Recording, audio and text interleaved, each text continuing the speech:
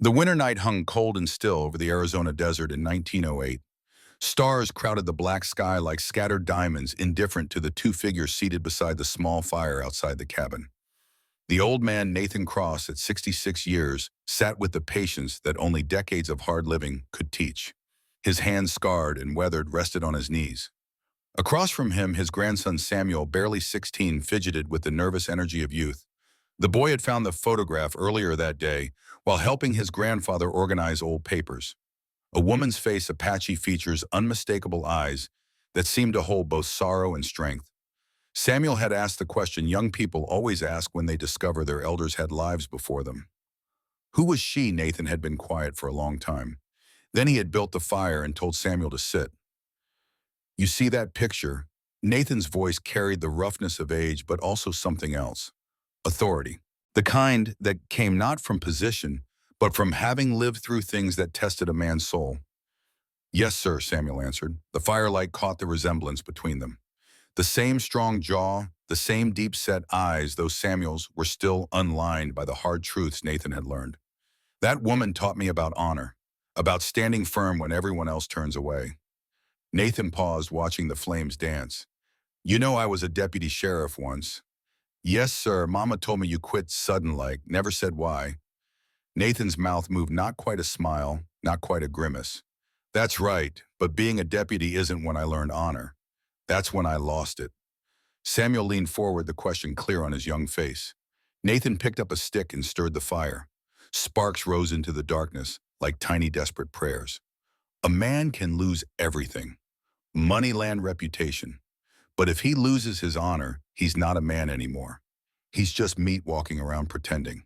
The old man's eyes fixed on something beyond the fire, beyond the present moment, looking back across 30 years to a different time, a different version of himself. Fall of 1878, Nathan said quietly. I was 36 years old. Thought I knew who I was. Thought I'd made peace with the choices I'd made. I was wrong about both things. Samuel waited, knowing instinctively that interruption would break whatever spell his grandfather was weaving. Let me tell you about that year, Nathan continued, about the woman in that picture, about the choice that changed everything. Because soon this ranch will be yours, boy, and you need to understand what it means, what you'll be responsible for keeping alive.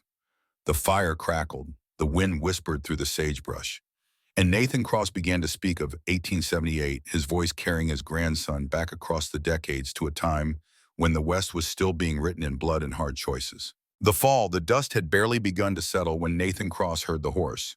He was working the western fence line 8 miles out from the small town of Red Mesa.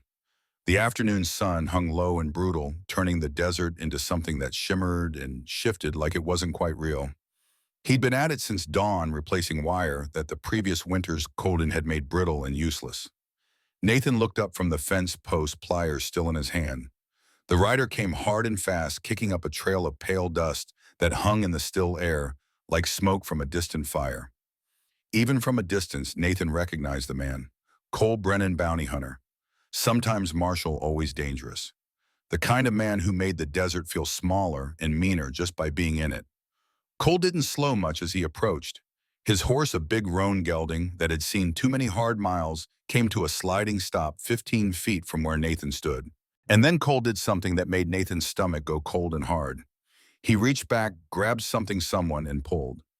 The woman hit the ground with a sound that was somehow both soft and terrible. She didn't scream.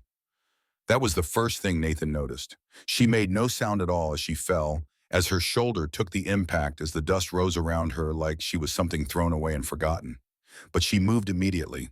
That was the second thing, despite the fall. Despite what must have been pain and exhaustion, she pushed herself up on one elbow. Her arm was wrong. Even from where Nathan stood, he could see the dark stain of blood, the way she favored it, held it close against her ribs. The sleeve of her buckskin dress was torn, dirt and blood mixed in equal measure. Her face, though, Nathan would remember her face for the rest of his life, not young, not old. Somewhere in the middle of living, maybe 25. Her skin was the deep brown of oak bark, her hair black as a moonless night and hanging in tangles around her shoulders. But it was her eyes that stopped him, dark and fierce and absolutely refusing to break. She looked at him the way a cornered mountain lion looks. Measuring distance, calculating odds, preparing to fight even when fighting meant dying. Nathan's hand tightened on the pliers. He didn't move toward her. Not yet. Cole Brennan swung down from his horse with the easy grace of a man who'd spent more time in the saddle than on solid ground. He was 43 that year, though he looked older. A scar ran from his left cheekbone to his chin, white against weather-darkened skin. His cavalry pants were faded but clean, his shirt dusty but whole. He still carried himself like a soldier, back straight, movements economical. "Keep her alive," Cole said. Not a request, not quite an order, something in between. 3 days. Don't let her run. Don't touch her more than you have to. Nathan found his voice, though it came out rougher than he'd intended. "What is this?" Cole looked at him, then really looked, and Nathan saw something in the other man's eyes he hadn't expected. Weariness. Deep and bone-tired weariness. "Business. $50 from the territorial government for every Apache relocated, delivered alive and unharmed to Fort Bowie. She's not livestock. Government says different." Cole gathered his reins, preparing to mount. "I'll be back in 3 days. Have her ready." "And if I don't," Cole paused, one foot in the stirrup. For a moment, something passed between them, an understanding that this conversation was about more than one injured woman in the dirt. Then Cole shook his head slowly. "Then we'll have a problem cross, and neither one of us wants that." He swung up into the saddle, turned the roan's head toward the distant mountains, and rode away without looking back. The sound of hoofbeats faded. The dust began to settle, and Nathan Cross stood alone with the woman on the ground, the pliers heavy and useless in his hand. She watched him. She didn't plead, didn't speak, didn't show fear, just watched with those dark eyes, her breath coming shallow and quick, her injured arm held close, waiting to see what kind of man he was. Nathan set the pliers down carefully on the nearest fence post. The metal clinked softly against wood. He stood there for a long moment, looking not at her, but past her toward the town of Red Mesa, 8 miles distant. He could take her there, turn her over to Marshall Garrett, wash his hands of the whole thing. It would be the safe choice, the smart choice. But 3 years ago, he'd made the safe choice, the smart choice, and 12 people had died because of it. Nathan Cross had learned painfully and too late that a man's measure isn't found in his comfort or his safety. It's found in what he does when nobody's watching, in the choices he makes when all the choices are hard. He looked back at the woman. Their eyes met and held. "You can stay," he said quietly, though, the words coming from somewhere deeper than thought, someplace where the man he wanted to be lived alongside the man he'd been, "until you're strong enough to leave." Her expression didn't change, but something shifted in her eyes, not trust, not yet, but maybe the first small seed of it planted in hard and uncertain ground. The careful work. Evening came fast to the desert. One moment the sun hung low and red, the next it was gone, and the temperature began its nightly plunge toward cold that would make a man grateful for any kind of fire. Nathan moved slowly, deliberately, keeping his movements predictable as he approached the woman. She'd managed to get herself sitting upright, back against a fence post, good arm wrapped around her knees. The injured arm she held stiff and still. The blood had stopped flowing, but the wound looked bad. Deep scrapes, bruising already starting to purple at the edges, dirt worked into the torn skin. Nathan stopped 6 feet away, close enough to speak without shouting, far enough that she wouldn't feel cornered. "I need to clean that," he said, nodding toward her arm. "It'll get infected if I don't."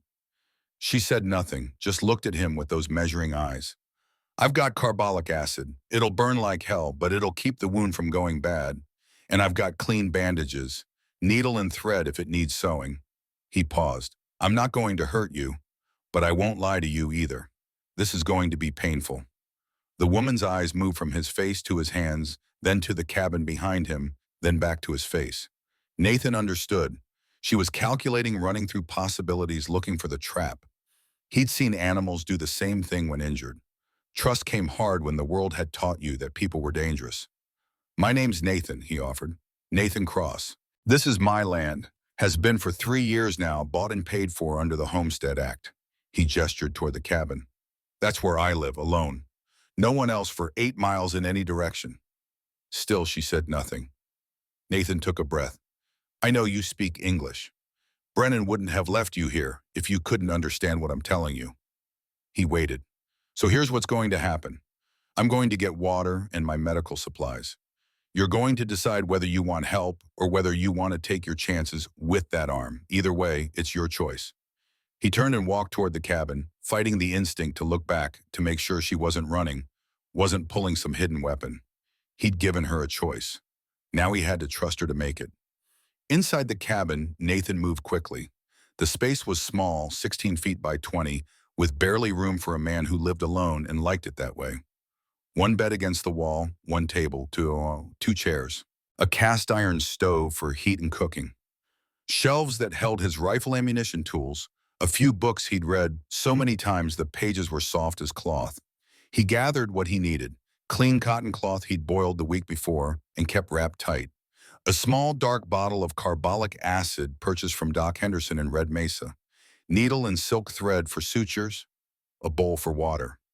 Whiskey, though he wasn't sure if that was for her or for him. When Nathan came back outside, the woman was standing. Barely. She'd gotten herself upright using the fence post, and she stood there, swaying slightly, her good hand gripping the wood like it was the only thing keeping her attached to the earth. Stubborn, Nathan said quietly, not sure if he was approving or criticizing. I can walk, she said. The first words he'd heard from her. Her voice was low controlled, carrying an accent he couldn't quite place. English learned carefully from someone who'd taken time to teach it right. I believe you, but you don't have to. She looked at him for a long moment. Then she took one step, then another. Her legs shook but held. Nathan resisted the urge to help, knowing instinctively that she needed to do this herself, needed to prove to herself that she could. She made it to the cabin door. Nathan held it open, stepped back to give her room. She entered slowly, eyes taking in everything. The rifle on the wall, the door to the bedroom, the windows, escape routes, potential weapons. He could almost see her mind working, cataloging, preparing. Nathan set his supplies on the table. You can sit here, he gestured to one of the chairs, or the bed's through there if you'd rather lie down. Here, she said, and lowered herself carefully into the chair. Nathan lit the lamp, adjusting the wick until warm yellow light filled the small space. He poured water from the pitcher into the bowl, laid out the cloth, the carbolic acid, the needle and thread. She watched every movement. I need to see the wound, he said. She hesitated, then slowly moved her injured arm onto the table. The buckskin sleeve was stiff with dried blood. Nathan took his knife, the one he'd used earlier, to cut wire and carefully cut the sleeve away. The woman flinched at the sound of tearing fabric, but made no other sound. The wound was worse than he'd thought. Not one injury, but several. Deep scrapes where rope or leather had torn the skin. Bruising so dark it looked black in the lamplight. And along the forearm, a gash that definitely needed stitches. This is going to hurt, Nathan said again. I won't lie about that. But if I don't clean it properly, you could lose the arm. Infection kills more people out here than bullets do. She nodded once. Understanding. Accepting. Nathan worked the way he'd been taught years ago by Doc Henderson when he'd been a young deputy who sometimes had to patch up cowboys too proud or too poor to see a real doctor. First, he washed his own hands thoroughly with soap and hot water. Then he cleaned the wound itself with water that he'd boiled earlier and let cool. The woman's breath hitched, but she didn't pull away. The carbolic acid came next. He diluted it the way Doc had shown him, 1 part acid to 20 parts water. Still strong enough to burn, weak enough not to damage the tissue. Ready, he asked. She nodded, and he saw her jaw clench, muscles standing out in her neck. Nathan applied the solution. The woman's entire body went rigid. Her good hand gripped the edge of the table so hard her knuckles went white.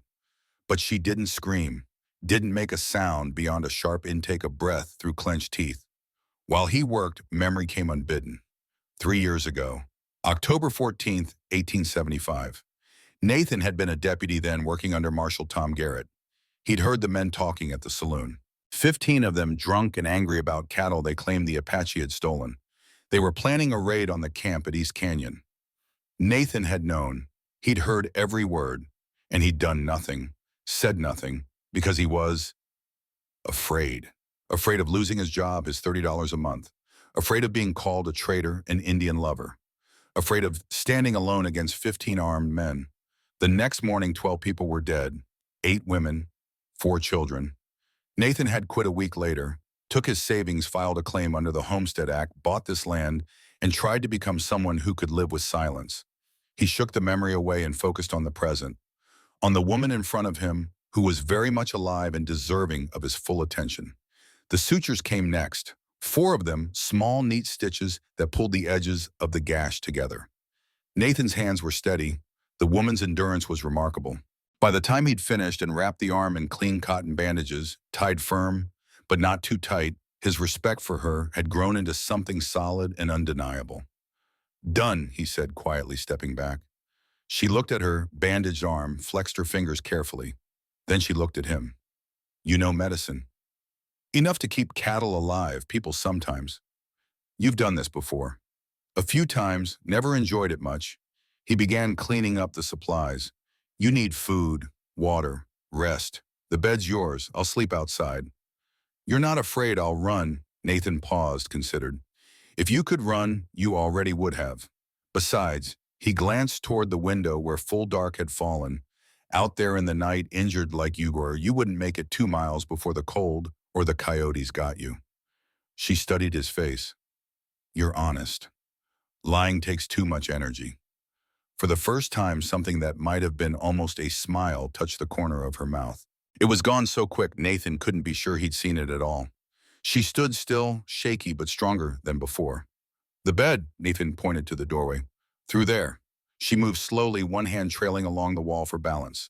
At the doorway, she paused and looked back. "Thank you," she said, 2 words in that low, controlled voice. Then she was gone into the darkness of the bedroom. Nathan gathered his blanket, his rifle, and stepped outside into the cold night air. He settled on the wooden step that led up to the cabin door, the Winchester across his knees, unloaded, but within reach. Above him, the stars wheeled in their ancient patterns, indifferent to human suffering, indifferent to human redemption.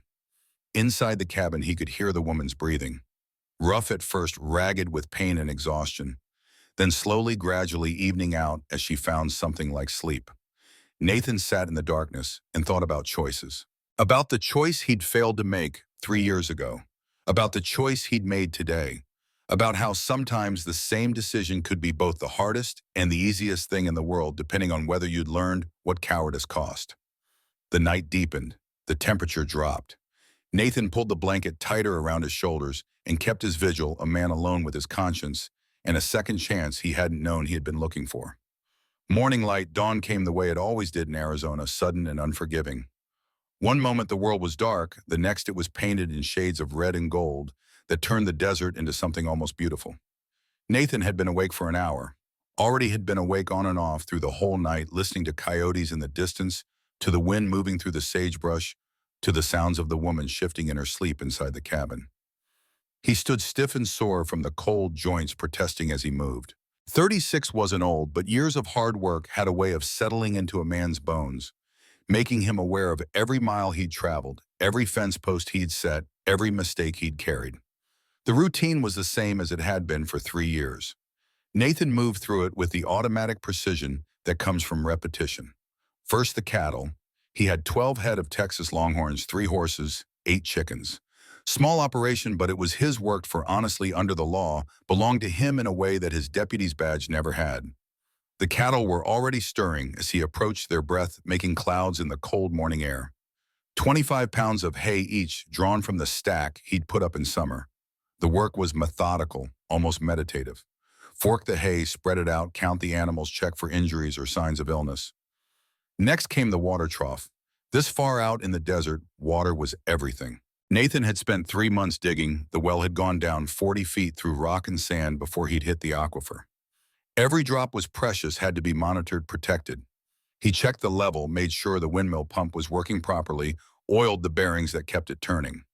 The milk cow came next, a Jersey, good-tempered and reliable, who gave about 3 gallons a day. Nathan had learned to milk by hand years ago, found a rhythm in it that settled his mind. The warm milk hissed into the bucket, and he made a decision. He'd leave a third of it for the woman. Protein would help her heal. The fence inspection came after. Arizona had predators. Coyotes, mountain lions, the occasional wolf. The barbed wire had to be checked daily for breaks, for places where animals had tried to push through. Nathan found one section sagging, the wire loose enough that a determined cow could have escaped. He pulled out his tools and went to work. This was when he saw her. The woman stood in the cabin doorway, one hand braced against the frame, watching him. She'd slept in her torn buckskin dress, her hair still tangled, but her posture was straighter today, her eyes clearer. The bandage on her arm was clean and white in the morning light. Nathan didn't stop working, didn't acknowledge her directly, just kept his movements slow and predictable, let her watch. Let her take her measure of him in her own time. After a while, he walked back toward the cabin carrying the bucket of milk. He set it on the step, then went inside to make breakfast. Cornmeal mush bacon from the pig he'd slaughtered and spring coffee strong enough to wake the dead. He didn't call her, didn't invite her, just set food on the table near the door and took his own plate outside to eat on the step, where she could see him, where she'd know he wasn't blocking her path if she wanted to leave. She came out slowly, took the plate, the cup of coffee, ate standing up, her back to the cabin wall, her eyes on him and on the land beyond. Watching, always watching. "Coffee's hot," Nathan said without looking at her. "Sugar's in the tin if you want it." She ate in silence. The food disappeared quickly, and Nathan understood she'd probably gone days without eating properly. When she finished, she set the plate down carefully and spoke. "You wake early. Cattle don't care if I'm tired. You do this alone. For 3 years now." Why alone? Nathan paused, considering how much truth to offer. He'd spent 3 years avoiding truth, hiding from it, pretending the past didn't exist. Maybe it was time to try something different. Because after you make certain choices, he said slowly, people tend to keep their distance. And sometimes you keep your distance from them too, because you're not sure you deserve anything better. She didn't respond to that. Just looked at him with those dark, intelligent eyes, processing, understanding more than he'd said out loud. The morning wore on. Nathan went back to work on the fence, showing her through his actions what his life was, how he spent his days, the care he took with small things, the way he worked steadily, without hurry, without complaint. The woman watched from various positions around the yard, moving slowly but moving, testing her strength, her arm, her ability to function in this strange new place. Around mid-morning, she spoke again. "This land, it's yours." "Yes." "How?" Nathan straightened, wiped sweat from his forehead. "Homestead Act, 1862. Government gives you 160 acres if you work it for 5 years, make improvements. Prove you're serious about settling. They give you land. If you're white, yes." He met her eyes. "If you're not, well, the government takes yours instead." Her expression didn't change, but he saw the recognition there. The understanding that he knew exactly what he was talking about, what the implications were. Nathan gestured toward the surrounding desert, the distant mountains. "Land doesn't care who owns it on paper. It only cares who tends it. I've learned to tend it right." That seemed to satisfy something in her. She nodded slowly and went back to her quiet observation. By noon, the heat was building toward the brutal peak it would reach by mid-afternoon. Nathan led her to the one spot on his property that offered real shade, and old cottonwood that had been there long before he'd arrived. He'd set up a simple bench underneath it, and now he gestured for her to sit. She did, and he sat, too careful to maintain distance to give her space. They sat in silence for a long time. In the distance, one of the horses whinnied. A hawk circled overhead, riding thermals only it could feel. The world moved on, indifferent to the strange truce forming between two people who had every reason to distrust each other and were choosing carefully and cautiously to try something else instead. Red Mesa. The afternoon of the second day found Nathan riding toward Red Mesa, the town 8 miles distant, that served as the only real hub of civilization in this part of the territory. He needed supplies, bandages, flour beans, coffee, the things that kept a man and his unexpected guest alive. He'd left the woman at the ranch, had explained where he was going, how long he'd be. She'd nodded her understanding, hadn't asked to come along. They both knew that showing her face in town would be asking for trouble neither of them needed. The ride took 2 hours, and Nathan used the time to think about what he was doing, about what it meant, about how long he could keep this arrangement before it all fell apart. Cole Brennan would be back in one more day. The town didn't know yet, but they would. Secrets had a way of getting out, especially secrets involving Apache women and white ranchers living alone. Red Mesa appeared on the horizon like something out of a fever dream, wavering in the heat, never quite solid until you were right on top of it. 300 souls called it home, more or less. a main street of hard-packed dirt buildings that looked like they'd been thrown together in a hurry and never quite finished. The saloon, the general store, the marshal's office, the church. The basic elements of civilization pressed into the desert's face like a dare. Nathan tied his horse outside Sarah Mackenzie's general store. Sarah was 39, a widow, 3 years now since consumption had taken. Her husband left her with a 12-year-old daughter and a business to run. She was one of the few people in Red Mesa who still spoke to Nathan with something like warmth. The bell above the door rang as he entered. Sarah looked up from the counter where she was tallying accounts, and her face showed both pleasure and concern. Nathan, haven't seen you in 2 weeks. Needed supplies. She came around the counter wiping her hands on her apron. Her hair was brown going to gray, pulled back in a practical bun. Her eyes were sharp, kind, and entirely too good at reading what people weren't saying. Let me see your list. Nathan handed over the paper. Sarah's eyebrows went up as she read, bandages, extra flour, you hurt. Just being prepared. She looked at him for a long moment, her expression unreadable. Then she nodded and began gathering the items. Nathan watched her work, appreciating her efficiency, her lack of unnecessary questions. The supplies came to $2.60. Nathan paid in silver coins, the metal clinking on the wooden counter. As Sarah wrapped everything in brown paper, she spoke quietly. You've got that look again. What look? The one you had after you quit being deputy, like you're carrying something heavy. Nathan didn't answer, didn't trust himself to. Sarah tied the package with twine, her movements practiced and sure. I don't know what you're mixed up in, Nathan Cross, but I hope you know what you're doing. So do I. He was turning to leave when Marshal Tom Garrett walked in. The marshal was 51, had been wearing a badge for 20 years, and had the hard, tired look of a man who'd seen too much and still had to keep looking. His mustache was going gray, his sheriff's star polished bright despite the dust that covered everything else. Cross. Marshal. Garrett's eyes moved from Nathan to the package on the counter, taking in the size of it, the quantity of supplies. Heard there's Apache trouble east of here, some ranchers losing cattle. I keep my cattle close.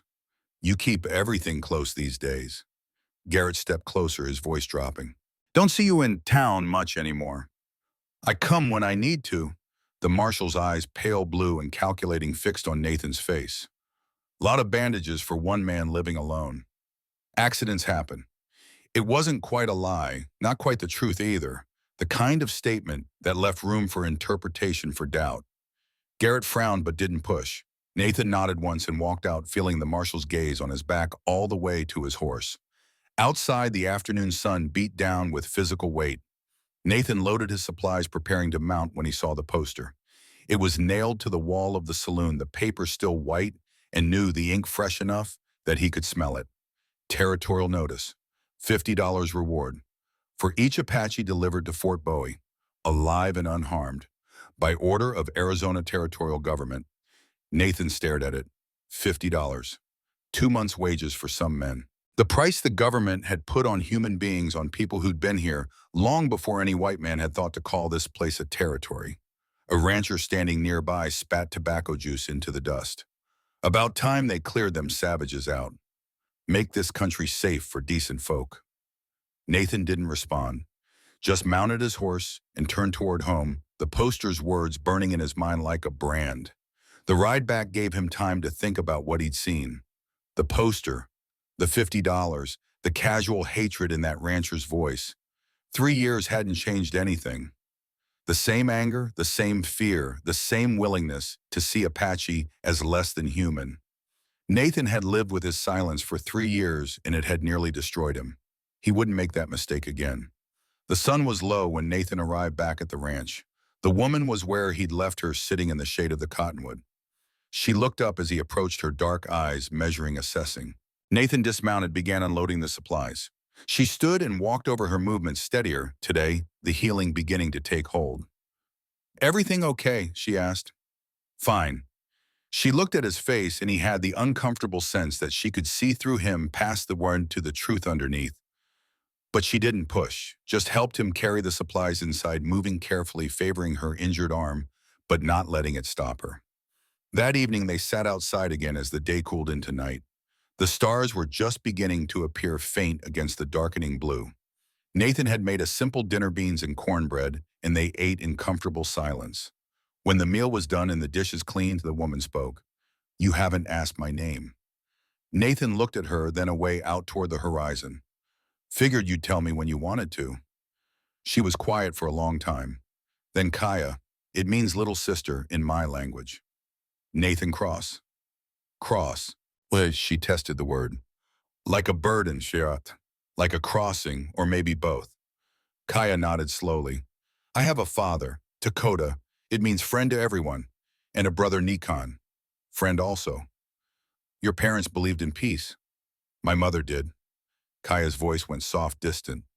"She died believing it." Nathan's hands tightened on his knees. He knew where this was going, could feel the weight of it approaching like a summer storm on the horizon. 3 years ago, Kaya continued, East Canyon, men with torches and guns and hate. I know about it. The words came hard, forced past something tight in his throat. Kaya turned to look at him fully, her eyes searching his face. How? Nathan took a breath. This was it, the moment of truth, the place where he could either continue hiding or finally face what he'd done, what he hadn't done. I was deputy sheriff then. I heard them planning it. 15 men, drunk, angry about cattle they claimed were stolen. I could have warned your people, could have stopped it. I didn't. The silence that followed was absolute. Even though Kaya stood slowly, her body rigid. You knew this, yes. And you did nothing. I was afraid of losing my true, afraid of being called a traitor. I chose silence. Her voice when it came was shaking. My mother died because you were afraid. Yes. Kaya turned away from him, her shoulders trembling. Nathan sat very still, offering no excuses, no justifications. Just the bare truth, ugly and unadorned. 5 minutes passed, maybe more. When Kaya turned back, there were tears on her face, silver tracks in the starlight. I should hate you. You have every right. I should leave, go back to my people and tell them there's a coward living in a ranch alone. I won't stop you, but you saved me. That doesn't erase what I didn't do. No, her voice was fierce, now angry. It doesn't. So why risk everything for me? Nathan stood to face her, knowing this was the most important question he had ever been asked. Because I've lived 3 years hating myself for staying silent. I won't make that mistake again. Not even if it costs me everything I have left. Kaya's eyes searched his face, looking for lies, for self-serving justification. Nathan offered none, just stood there exposed and vulnerable, letting her see the truth of him. I can't forgive you, she said finally. Not yet, maybe not ever. I'm not asking for forgiveness, but I won't leave, not tonight. Why? She wiped at her tears with her good hand. Because my mother believed people could change. She believed in second chances. Maybe I owe it to her memory to see if she was right, to see if you can be better than you were. Nathan nodded, not trusting himself to speak. They stood there in the darkness, two people bound by tragedy and the fragile hope of redemption, and something passed between them. Not forgiveness, not trust, but maybe the first small steps toward both. A second chance, Nathan thought, isn't given. It's taken. By doing what you should have done the first time, even when it's harder, even when it costs everything. Above them, the stars wheeled on, ancient and indifferent. Below, two souls tried to find their way forward, one painful step at a time. Dawn on the 4th day brought Jacob Miller to Nathan Cross's ranch. The boy was 19, thin from hunger and uncertainty, riding a horse that looked as tired as its owner. He dismounted awkwardly, clutching a pair of worn work gloves like they were proof of his seriousness. Nathan was already up, had been for hours. He watched the young man approach, taking his measure the way a man learns to measure others, when his survival depends on reading people right. Jacob had honest eyes, the kind that hadn't learned to hide much yet. His clothes were patched but clean. His boots had seen better days, but were well cared for. Mr. Cross, Jacob's voice carried the careful politeness of someone who'd been taught manners and remembered them even when hungry. I'm Jacob Miller. Got a piece of land 2 miles east, inherited from my uncle who died sudden last spring. Nathan nodded. I know the place. What can I do for you? I don't know how to run a ranch. The admission came hard, like pulling a bad tooth. Uncle died before he could teach me anything. Left me 80 acres but no instructions on what to do with them. Sarah Mackenzie at the store, she said you might be willing to help. Said you know the land better than anyone. Nathan considered. He'd lived alone for 3 years, had chosen that isolation deliberately. Teaching meant involvement, meant connection, meant all the things he'd been avoiding. But he looked at Jacob's face, at the desperate hope there, and remembered being young and lost and needing someone to show him the way. From the cabin doorway, Kaya appeared. She'd been up as well, had heard the conversation. She caught Nathan's eye and spoke in Apache words he didn't understand, but whose meaning was clear in her tone. Help him. Teach him. Nathan looked back at Jacob. Come back tomorrow at dawn. Bring those gloves and be ready to work. The transformation in Jacob's face was immediate, like sunrise breaking over the desert. Really? Thank you, Mr. Cross. I won't let you down. Call me Nathan, and don't thank me yet. Ranching's hard work. You'll earn every lesson. I'm not afraid of hard work, sir. Good, because you'll be doing plenty of it. Jacob's eyes had found Kaya standing quiet in the doorway. Surprise registered on his face, followed by uncertainty. He'd probably heard the stories, the warnings about Apache, about how dangerous they were. But he had the grace to nod politely. Ma'am? Kaya didn't speak, just inclined her head slightly, a gesture of acknowledgement, nothing more. Nathan spoke into the awkward moment. Her name's Kaya. She's recovering from injury. She doesn't talk much. Respect that. Yes, sir. After Jacob left kicking up dust as his horse carried him back toward his own struggling piece of land, Kaya walked over to where Nathan stood. You're going to teach him. Seems that way. Why? Nathan picked up the wire cutters he'd been using earlier, felt the weight of them in his hand. Because someone helped me once. Old rancher named Dutch Vanderberg taught me everything I know about working land. He's dead now, 6 years gone. Maybe it's time I pass some of that on. That's good. Kaya's voice held approval. Teaching keeps knowledge alive. Keeps the teacher alive too, in a way. Nathan looked at her. Your mother taught you things. Sadness crossed Kaya's face, brief but deep. Everything. How to tan hides, make medicine from plants, read the stars. Track animals, survive. I was supposed to teach my own children someday. You still can. If I live long enough, if there's a world left for Apache children to grow up in. They stood in silence, both understanding the weight of what she'd said.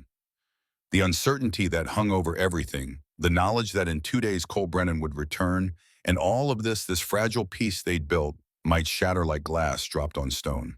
The next morning, Jacob arrived before the sun cleared the horizon. Nathan was impressed. Punctuality mattered, showed respect for other people's time. They started with the basics, with fence repair, because a ranch without good fences wasn't a ranch at all. Nathan showed him how to check wire tension, how the metal should hum like a guitar string when you plucked it tight enough to hold, but not so tight it would snap in winter cold. He demonstrated setting posts, how to dig the holes 2 feet deep in hard Arizona soil, how to tamp the earth firm so the post wouldn't shift when cattle pressed against it. A fence is only as strong as its weakest post, Nathan said as they worked. Same with men, same with communities. One weak point and the whole thing falls apart. Jacob dug and sweated and asked questions. Good questions, the kind that showed he was thinking beyond just the immediate task to the principles underneath. Kaya watched from a distance, at first, then gradually moved closer, her curiosity overcoming her natural wariness. Can I try, she asked when Nathan was demonstrating how to splice wire, wrapping 2 pieces together so they'd hold under tension. Jacob looked surprised but handed over the pliers without comment. Kaya's fingers, long and dexterous, moved with confidence. She wrapped the wire 6 times, pulled it tight, tested it with a sharp tug. Perfect on the first attempt. How did you do that? Jacob's admiration was genuine. Apache women weave, Kaya explained. Baskets, cloth, leather, ties. Same principle, different material. Nathan nodded. Skill transfers, something my old teacher Dutch used to say. You learn one thing while really understand it, and that knowledge helps you learn other things. The principles stay the same even when the tools change. They worked through the morning, and Nathan found himself falling into a rhythm he hadn't known he'd missed. The satisfaction of teaching, of watching understanding dawn in someone else's eyes. Around noon, they broke for lunch, sitting in the shade of the cottonwood, eating jerky and drinking water from the well. Mr. Nathan, Jacob said, then corrected himself. Nathan, can I ask something? Go ahead. Sarah mentioned you used to be a deputy, said you were good at it. Why'd you quit? The question hung in the hot air. Nathan took a long drink of water, giving himself time to decide how much truth to offer this earnest young man who was looking at him like he had answers worth hearing. I made a mistake, Nathan said finally. A bad one, cost people their lives. Jacob waited, sensing there was more. I stayed silent when I should have spoken up. Let fear rule me instead of courage. People died because of it. Nathan met the boy's eyes. I quit because I couldn't wear that badge anymore. Couldn't pretend I deserved it. And now I try to do better. That's all any man can do. Learn from his failures and try not to repeat them. Kaya had been listening and now she spoke. My mother used to say that tools change, but the hands that use them must always be strong and wise. I think she was talking about more than just tools. Nathan looked at her, saw the acknowledgement there, the recognition that he was trying to be the man he should have been 3 years ago. It wasn't forgiveness, not yet, but it was something. A door left open instead of slammed shut. The afternoon brought lessons in water management. Nathan showed Jacob how to check the well level with a rope and Rock how to maintain the windmill pump that brought water up from 40 feet below, how to clean the trough weekly to prevent algae, how to calculate water needs for a herd based on the brutal mathematics of desert survival. Apache find water differently, Kaya offered. We watch animals watch plants. Cottonwood trees mean water is close. Certain mosses grow only where moisture stays near the surface. Show us, Nathan said. Kaya walked 50 feet from the well, stopped, knelt down. She examined the soil, the plant roots, the subtle changes in color that most eyes would miss. Then she pointed at a spot. Dig here. Water at 15 feet. Not as deep as your well, but enough for a small garden. Jacob looked skeptical. How can you tell? My people have lived on this land for more generations than yours can count. We learned to read it the way you read words on paper. The land tells us its secrets if we know how to listen. We'll test it tomorrow, Nathan said. If you're right, Jacob learns 2 methods. Can't hurt to have more than one way of finding water out here. By late afternoon, Jacob was exhausted but glowing with the satisfaction of work well done. When he finally mounted his tired horse to head home, he looked like a different person than the uncertain boy who'd arrived at dawn.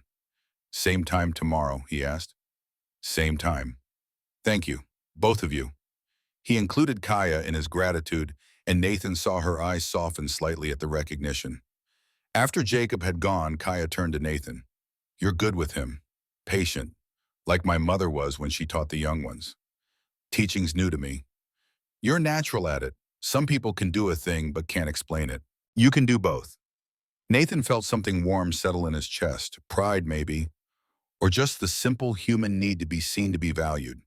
He makes it easy. He wants to learn. That's half the battle right there. They walked back toward the cabin as the sun began its descent, painting the desert in shades of gold and red. The day had been good, productive, almost normal. But both of them knew what was coming. Tomorrow would be the 6th day, and the day after that, Cole Brennan would return. The question that neither spoke aloud hung between them like smoke. What would happen then? What choice would Nathan make? What choice would Kaya discover? The 5th day brought John Hollis riding past Nathan's property on his way to check his own cattle grazing in the foothills. Hollis was 45 brother to the William Hollis, who'd led the raid on East Canyon 3 years prior.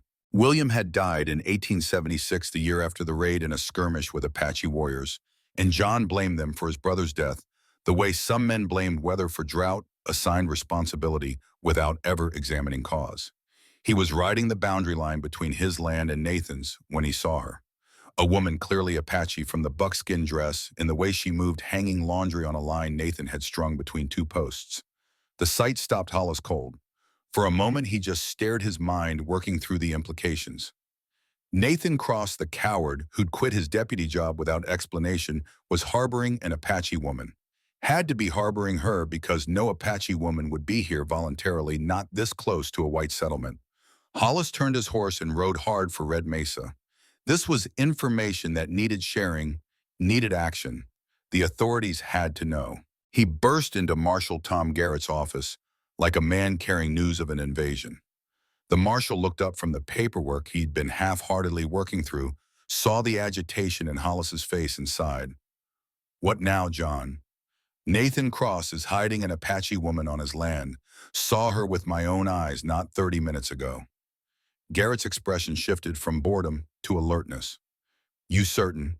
Do I look blind? Buckskin dress, black hair down to her waist, dark skin, clear as day. Could be a Mexican woman, could be a traveler passing through. Don't insult my intelligence, Tom. I know an Apache when I see one. My brother died fighting them, or did you forget? The marshal hadn't forgotten. Nobody forgot things like that in a place like Red Mesa, where memory was long and forgiveness was short. He stood buckled on his gun belt, settled his hat on his head. I'll gather some men. We'll ride out and have a conversation with Mr. Cross. Conversation. Hollis's face flushed red. He's breaking the law, harboring the enemy. We don't know that yet. Could be she's there against her will. Could be. He's got a reasonable explanation. We ask questions before we start making accusations. But Hollis was already spreading the word, moving through town like a man possessed, telling anyone who would listen. At the saloon, men drinking away the afternoon heat muttered and cursed. At the general store, customers whispered behind their hands. Even at the church, where Reverend Thompson was preparing Sunday's sermon, the news filtered in and sparked debate. Sarah Mackenzie heard it from a customer, a woman who delivered the information with the barely disguised glee that some people took in other people's troubles. Sarah's face went pale, then set in determined lines. Nathan Cross is a good man, she said firmly. If he's helping someone, there's a good reason. Good men don't hide savages, the customer shot back. They killed my cousin in '74, or don't you remember? Sarah remembered. Everyone remembered. That was part of the problem. All anyone seemed capable of remembering was the violence, the deaths, the reasons for hate.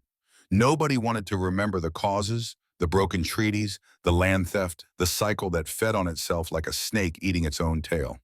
By 4 o'clock, Marshal Garrett had assembled 8 men, all armed with rifles and pistols, some carrying torches, even though the sun wouldn't set for hours yet. The torches spoke to intention, to what they expected this to become.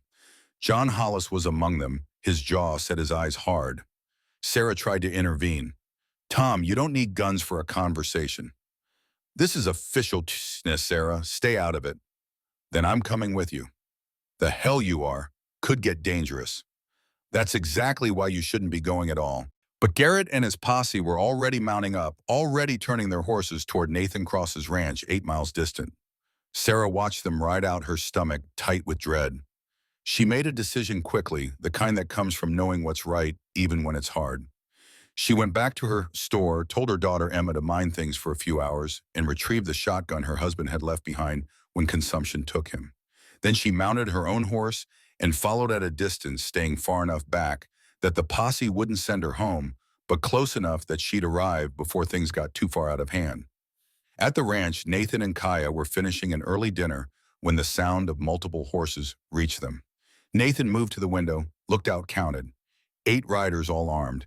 His stomach dropped. Riders, he said quietly. Many of them. Kaya was on her feet instantly, her injured arm forgotten. How many? 8, armed. They're coming here. Her eyes met his, and in them he saw not fear, but calculation. She was already planning, already thinking through options. They come for me. They come through me first.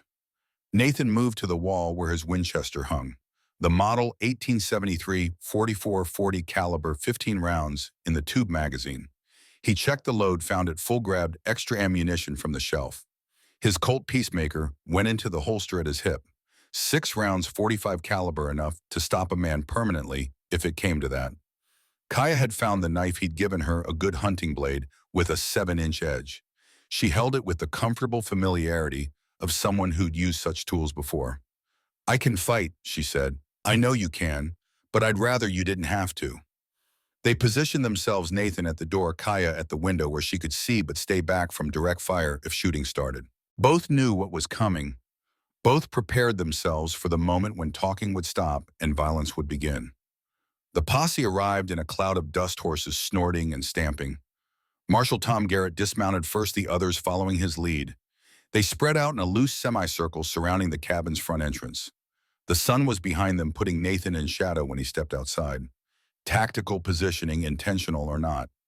Nathan Cross, Garrett's voice carried authority, the kind backed by law and guns and the weight of community opinion. Come out where we can see you. Nathan stepped into the light rifle in his hands, but not aimed at anyone. Not yet. Tom, this is my property. And I'm the law. Got reports you're harboring an Apache woman. That true? I'm helping an injured woman, that's all. John Hollis pushed forward, his face twisted with anger. She's Apache. That makes her the enemy. Enemy of who, John? You. Enemy of all decent white people, enemy of civilization. My brother died fighting her kind. Your brother died attacking people who weren't attacking him. There's a difference. The crowd muttered, voices rising in anger. Someone shouted, hand her over. Another yelled, Indian lover. The words cut through the air like thrown stones, hard and meant to hurt. Nathan's grip tightened on the Winchester. She's not property to be handed over. She's a person. Government says different. Another voice from the crowd. $50 bounty says so right on the poster. I don't care what the government says. Garrett's voice cut through the noise. Nathan, don't make this harder than it has to be. Just let us take her. We'll transport her to Fort Bowie, everything legal and proper. Legal and proper doesn't make it right. You're talking sedition now. I'm talking truth, uncomfortable truth, but truth nonetheless. Then Kaya stepped out. She moved to stand beside Nathan, her posture straight, despite the healing injury, her eyes sweeping across the assembled men without fear. Several of them raised their rifles, fingers moving to triggers. I am Kaya, she said, her voice clear and steady. Daughter of Dakota, I am Apache. I am also a person with thoughts and feelings and the right to live. You're a savage, Hollis spat the word like poison. And you are a man who judges others by birth instead of actions. Who is more savage? The crowd erupted in shouts. Nathan felt the situation spiraling, felt the moment approaching when words would give way to bullets. He had to do something, had to shift the dynamic somehow. He raised his voice, shouting over the noise. You want to know why I'm protecting her? I'll tell you. The crowd quieted slightly, curiosity overcoming anger for just a moment. 3 years ago, October 14th, 1875, East Canyon. Nathan's voice carried across the space between them, hard and uncompromising. I was deputy sheriff. I heard John Hollis's brother William and 14 others planning to attack an Apache camp. I knew what they were going to do. Some of the men shifted uncomfortably. Not everyone had forgotten that night how the raid had been kept quiet, how nobody wanted to talk about what had really happened. I could have stopped it, Nathan continued, the words coming like blood from a wound. I could have warned those people. I didn't. I was afraid. Afraid of losing my coup, afraid of being called what you are calling me now, a traitor, an Indian lover. I stayed silent. The silence that followed was absolute. Even the horses seemed to hold still, sensing the weight of what was being said. 12 people died that night, 8 women, 4 children, and I knew it was coming. Kaya's mother, Ayana, was one of them. So don't talk to me about savages. Don't talk to me about enemies. I've seen what we're capable of, and it's no better than anything the Apache have done. Worse, maybe because we claim to be civilized while we're doing it. John Hollis's face went purple with rage. You're admitting to dereliction of duty. I'm admitting to cowardice. I'm admitting to being complicit in murder. And I've lived with that for 3 years. But I'm done being a coward, done staying silent. If you want her, you'll have to go through me. Marshal Garrett opened his mouth to respond when another horse appeared, Sarah Mackenzie, riding hard, the shotgun visible across her saddle. She pulled up at the edge of the group, her face flushed from exertion, but her eyes steady. He's right, she said loudly. We did terrible things. Called it justice, called it defense, called it civilization. But it was murder, plain and simple. And if we do this now, if we take this woman by force, we're no better than the men who rode that night. Whose side are you on, woman? Hollis demanded. The side of not becoming monsters. The standoff continued, tension thick enough to choke on. Several of the men looked uncertain, now looked like they were rethinking their presence here. Others, Hollis chief among them, looked ready to resort to violence. Then a new voice cut through the moment. Well now, this is quite the gathering. Everyone turned. Cole Brennan sat his horse 30 feet away, his Schofield revolver visible, but holstered his rifle in the scabbard on his saddle. He'd appeared from the direction of the hills where he'd been camped and watching, and his timing was either incredibly lucky or perfectly calculated. "Who the hell are you?" Garrett demanded. Cole touched the brim of his hat in mock politeness. "Bounty hunter. Name's Cole Brennan, and that Apache woman is my contract." Hollis smiled triumphantly. "Then take her." Cole urged his horse forward slowly, his eyes moving from face to face, reading the situation with the practiced ease of a man who'd been in more standoffs than he could count. He stopped beside Nathan, looking at him, then at Kaya, then back at the assembled crowd. "I've been watching this ranch for 3 days," Cole said conversationally. "You know what I've seen? A man trying to do right, a woman healing, and a young fellow learning to be a rancher. Lot of good, honest work getting done. What's your point?" Garrett's patience was wearing thin. "My point is that I'm tired of hunting people, tired of the violence, tired of becoming the thing I swore I'd never be." Cole's voice carried a weariness that spoke to years of hard living and harder choices. "My wife, before she died, she told me not to let hate poison me. I didn't listen. Been 5 years now, and I think it's time I started listening to her." Nathan looked at him sharply. "Cole, I'm releasing my contract, Marshal. The woman stays with Cross. I'm done with this work." "You can't just walk away from money," Hollis protested. "Watch me. I've got more blood on my hands than I can wash off in a lifetime. I don't need to add hers to it." Cole turned his horse. "I'm heading east, going to find a place where I can work with my hands and maybe sleep at night. Any of you tries to stop me, we'll have a different kind of conversation." Nobody moved to stop him. Cole Brennan rode away, and with him went the certainty that had been driving the mob forward. Garrett looked at his men, saw the doubt there, the hesitation. "Everybody stand down," the marshal said finally. Cole released the contract. "Nathan's land is his business. We're leaving." "This is a betrayal." Hollis's voice rose almost to a shriek. "This is me choosing not to start a bloodbath over one woman who hasn't hurt anyone." Garrett mounted his horse. "Let's ride." The posse dispersed slowly, reluctantly, casting dark looks back at Nathan and Kaya. All except Sarah, who dismounted and walked over to stand beside them, the shotgun now held loosely in her hands. "You two okay?" she asked quietly. "We are," Nathan said. "Thanks to you." Sarah shook her head. "I didn't do much, just reminded them they were human. Some of them, anyway." As the last of the riders disappeared toward Red Mesa, Kaya spoke softly. "They'll come back." "Maybe," Nathan agreed. "Probably, but not today." Sarah looked between them, seeing something in their faces that made her smile slightly. "You two have done something remarkable here. Don't let them take it away." The sun was setting now, painting the desert in shades of purple and gold. Sarah mounted her horse, gave them a small wave, and rode away toward town, and the daughter waiting for her and the life she'd risked by speaking up. Nathan and Kaya stood alone in the fading light, both knowing they'd won only a temporary reprieve. But temporary was better than nothing. Temporary meant time, and time meant possibility. "One more day," Kaya said. "Then Cole would have come back anyway. But now he won't." "No, now he won't." They walked back to the cabin together, and for the first time since she'd arrived, Kaya reached out and touched Nathan's arm.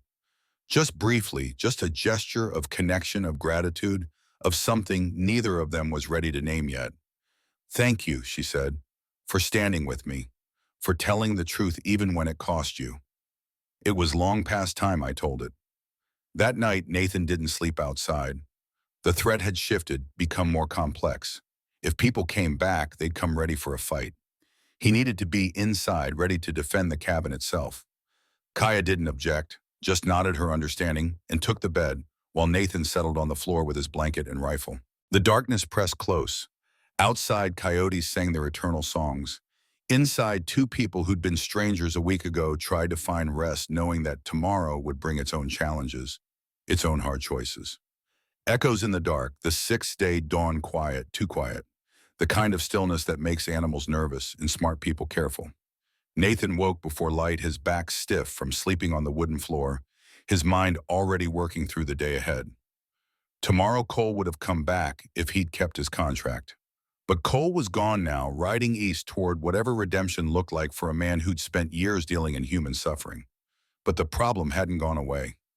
Red Mesa knew about Kaya now, and knowledge was dangerous in a place where people measured their safety by how far they could push others away, by how many enemies they could identify and eliminate. Jacob arrived at dawn as usual, noticed immediately that something had changed. The tension in Nathan's shoulders, the way Kaya moved closer to the cabin than she had before, the rifle leaning against the door frame instead of hanging on its usual wall hooks. "Everything all right?" the young man asked. "Had visitors yesterday," Nathan said. "Word's out. People know she's here." Jacob looked at Kaya, then back at Nathan. "What are you going to do? Keep going, keep working, keep living?" That's all anybody can do. They spent the morning on the lessons Nathan had planned, working the cattle, checking for injury and illness, teaching Jacob how to read the signs that told when an animal was suffering, even when it couldn't speak. Kaya joined them, and Nathan found himself explaining not just to Jacob, but to her as well, sharing knowledge that had been passed to him by Dutch Vanderberg years ago. "Cattle hide pain," Nathan explained as they examined one of the cows, checking its legs and hooves. "Predators target the weak, so animals that show weakness don't survive long. You have to look for subtle things, the way they hold their weight, whether they're eating normally, whether they stay with the herd or separate." "People are like that too," Kaya observed. "Hide their pain because showing it makes them targets."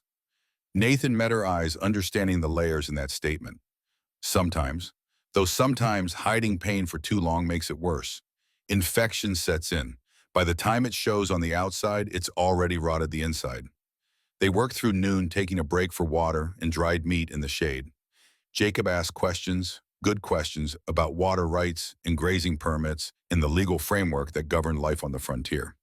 Nathan answered as best he could, drawing on his years as a deputy when he'd learned more about law than he'd ever wanted to.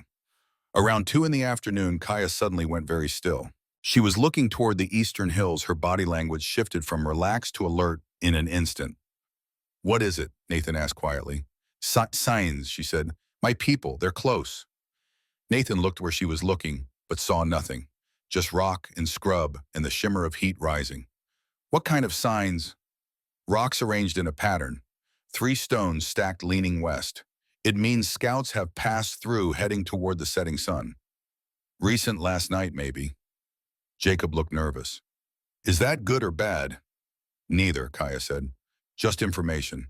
My father is looking for me. He sent scouts to find where I was taken." Nathan felt the situation shifting again, new complexity layering onto what was already complicated enough. "Will they come here?" "Eventually. They're careful. They'll watch first, make sure it's safe, make sure this isn't a trap." She looked at Nathan. "When they come, you should know. My father is Dakota. He leads our band. About 60 people trying to negotiate with the territorial government for land where we won't be pushed off again.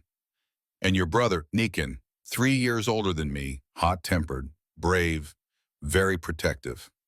She smiled slightly. "He wanted to be the one to ride south to make the trade agreements with the Mexican villages. I convinced my father I should go instead. That's when Cole and his men caught me." The afternoon wore on. Jacob left as the sun began its descent, promising to return the next day, his young face troubled by the complications swirling around the simple ranch where he'd come just to learn how to work land. That evening, Nathan and Kaya sat outside, watching the sky turn from blue to purple to black. Neither spoke much. Words felt inadequate for what they were both thinking, for the knowledge that their time together was being measured not in weeks or months, but in days, maybe hours. "When your people come," Nathan said finally, "what will you tell them about me?" Kaya was quiet for a long time. "The truth, that you saved me when you didn't have to, that you stood against your own people to protect me, that you're trying to be better than you were." "Will they believe you?" "I don't know. Nikin won't want to. He sees all white men as enemies after what happened to our mother.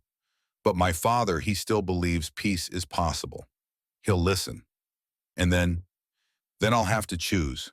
Go with them back to my people, or stay here where I'm a target that puts you in danger."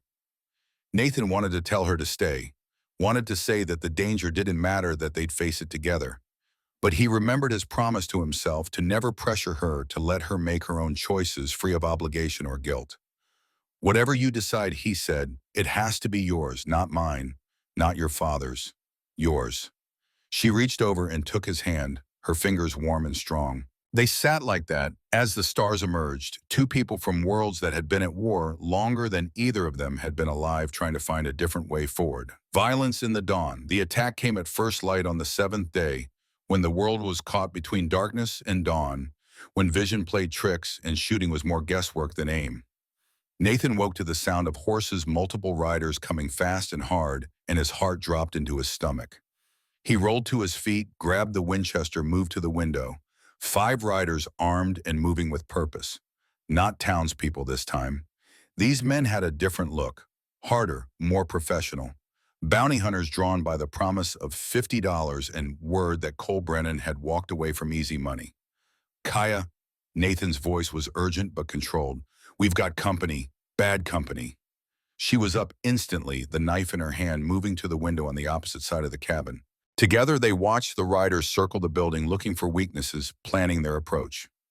One of them, a big man with a beard that looked like it had never seen a comb, called out, "Nathan Cross, we know you got an Apache woman in there. Send her out and we'll leave peaceful like." Nathan recognized the voice. Taggart, a bounty hunter who worked the Southern Territories, known for being brutal and efficient in equal measure.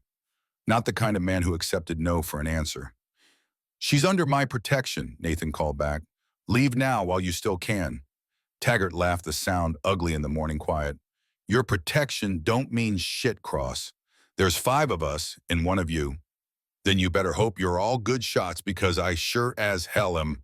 The first bullet shattered the window beside Nathan's head, glass exploding inward. He dropped flat, heard Kaya do the same. The siege had begun. For the next 10 minutes, gunfire tore through the morning. Nathan returned fire, carefully conserving ammunition, making every shot count. He hit one man in the shoulder, saw him go down cursing. Kaya used the rifle he'd taught her to shoot her aim, surprisingly good for someone who'd learned on iron sights instead of the bows her people traditionally use. But 5 against 2 was bad mathematics. The bounty hunters had them pinned, were working their way closer to the cabin. Taggart had sent 2 men around back, preparing to breach through the rear door. Then Nathan smelled it. Smoke. "They're burning us out," he shouted to Kaya. She looked toward the back of the cabin, where smoke was beginning to seep through cracks in the wood. Someone had thrown a torch onto the roof and the dry timber was catching fast. "We have to run," Nathan said. "Out the back door toward the rocks. It's our only chance." Kaya nodded, her face set in determined lines. They gathered what they could, weapons and ammunition, and prepared to make their break. Nathan kicked open the back door, Winchester ready, and they ran. Bullets kicked up dust around their feet. One whispered past Nathan's ear, close enough that he felt the heat of it. They made it 20 yards, 30, heading for a jumble of boulders that would provide some cover. That's when the war cries came. From the hills to the east, Apache warriors appeared like ghosts, made solid 6 of them on horseback, moving with the fluid grace of men who'd been born to this land and knew its every secret. They came fast and hard, catching the bounty hunters completely by surprise. The lead warrior, young and fierce, with a face painted for war, let out a cry that seemed to shake the very air. He fired as he rode his rifle, finding its target, and one of the bounty hunters went down hard. "Nikan!" Kaya's voice was joy and relief mixed together. The Apache warriors engaged the bounty hunters in a running fight, circling them, using tactics that turned the hunters into the hunted. Taggart tried to rally his men, tried to organize a defense, but it was like trying to fight shadows. The Apache were there, and then they weren't appearing from different angles, keeping the white men off balance and afraid. Nathan and Kaya reached the rocks, took cover, watched the chaos unfold.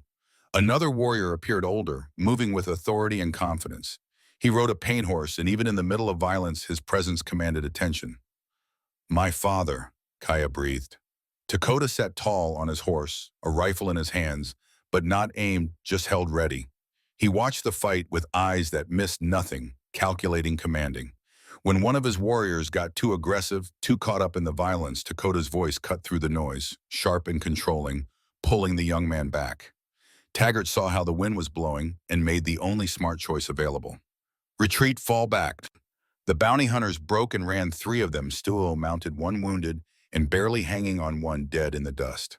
They rode hard for the west, away from the Apache, away from Nathan's ranch, away from a $50 bounty that had proven far more expensive than they'd calculated. The Apache warriors didn't pursue. They regrouped near the rocks where Nathan and Kaya had taken shelter in their horses stamping and blowing weapons, still ready but the immediate danger passed. Nikan dismounted first. He was 28, lean and muscular, with eyes that burned with barely controlled fury. Those eyes found Nathan, and the hatred there was pure and uncomplicated.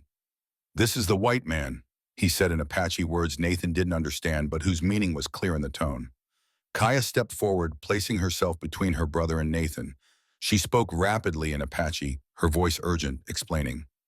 Nikan listened, but his expression didn't soften. Then Dakota dismounted.